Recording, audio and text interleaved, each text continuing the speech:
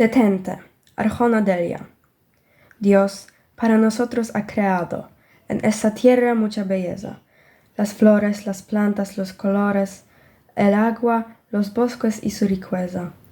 Pero el egoísmo de los hombres, que carecen de la inteligencia, talan árboles y contaminan, devastan la tierra con violencia.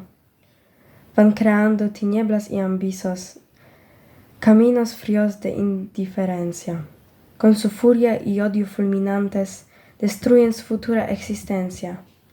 Iniquidad, odio despidiendo, lastiman alargando su agonía.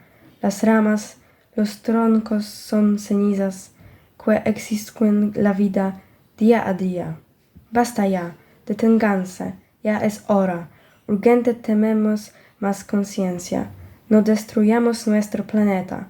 Este es mi llamado de advertencia.